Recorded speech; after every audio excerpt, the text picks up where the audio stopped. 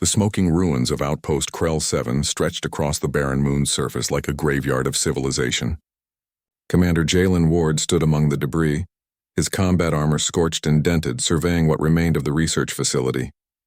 The Jakari raiders had been thorough in their destruction, leaving nothing but ash and silence. Almost nothing. A weak cry echoed from beneath a collapsed laboratory wall. Jalen's enhanced hearing picked it up immediately. He moved swiftly, his augmented strength making light work of the twisted metal beams.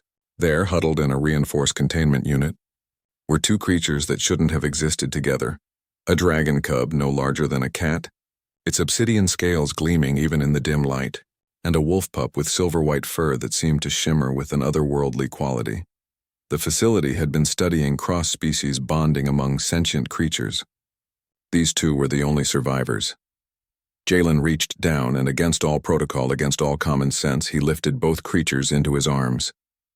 The dragon cub, which he would name Orcs, wrapped its tail around his wrist.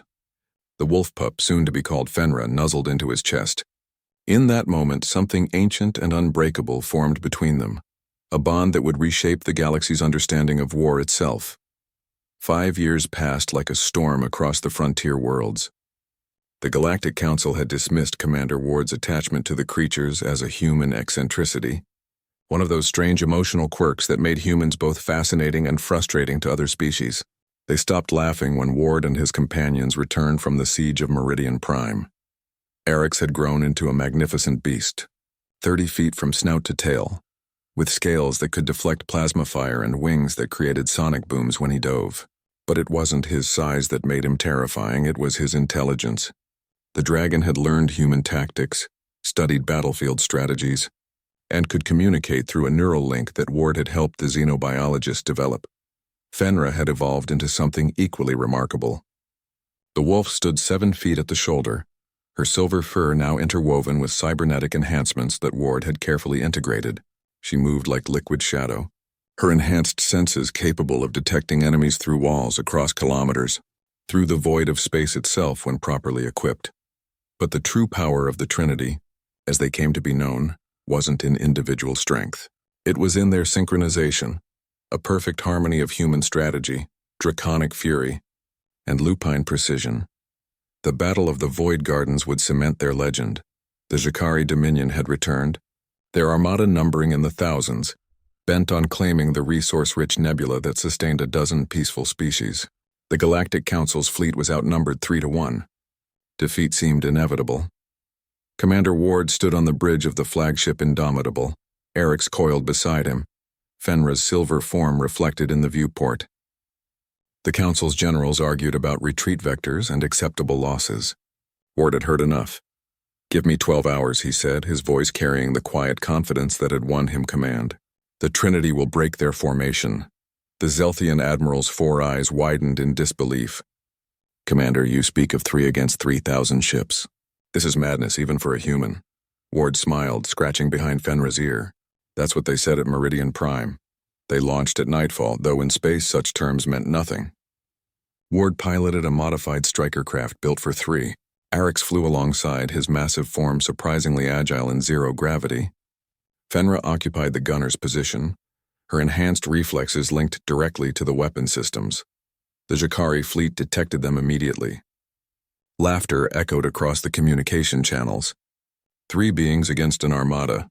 The aliens couldn't comprehend the threat. They learned. Ward's strategy was simple but required perfect execution. He dove into the heart of the enemy formation, weaving between capital ships with suicidal precision. The Jakari focused their fire on him, their commanders assuming he was on a kamikaze run. They didn't notice Orcs spiraling upward, building speed and altitude. When the dragon dove, he didn't breathe fire. That was a myth from old Earth legends.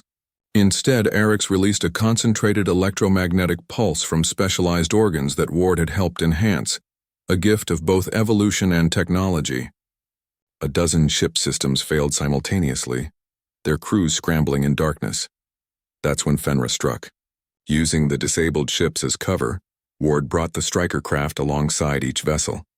Fenra's weapons, guided by her impossible accuracy, targeted specific points: reactor cooling systems, shield generators, command deck viewports. Not to destroy, but to cripple. To spread chaos. The Jakari fleet, so confident moments before, found itself fighting shadows. Every time they focused on one threat, another struck from an impossible angle. Ward's human unpredictability, Eric's raw power, and Fenra's surgical precision created a symphony of chaos. Hours passed. The Trinity moved through the enemy fleet like a force of nature. Ward's arms ached. His mind pushed to its limits, coordinating 3 separate tactical streams. Eric's scales bore dozens of burns from near misses. Fenra's cybernetics ran hot, warning lights flashing across Ward's display. But they didn't stop. When the Council's fleet finally advanced, they found the Jakari Armada in complete disarray. Command ships disabled, formations broken, communications jammed. The enemy fled, their superiority shattered by 3 beings who refused to accept the mathematics of warfare. In the aftermath, the Galactic Council offered Commander Ward a fleet command, medals, a place in the historical archives. He declined all of it. Instead, he requested a single ship and permission to patrol the frontier worlds, the places where colonies struggled, where pirates raided, where help rarely came. The Council agreed, unable to deny the human who had saved them. They asked him why he chose such a path when glory awaited in the core worlds. Ward looked at Eric's, now cleaning his scales in the ship's cargo bay. He glanced at Fenra, already scanning sensor feeds for the next threat. Then he smiled, that quiet smile that had become his trademark. Because the Trinity isn't about glory, he said. It's about those who can't defend themselves. It's about standing between the innocent and the dark. That's what we trained for. That's what we'll always do. And so the legend grew. Not of a commander seeking fame, but of 3 souls bound by something deeper than species, stronger than steel. The Trinity of War, they were called across 1,000 worlds.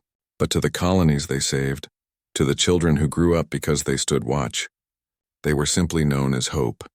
The galaxy had learned a fundamental truth. Humanity's greatest weapon wasn't technology or numbers.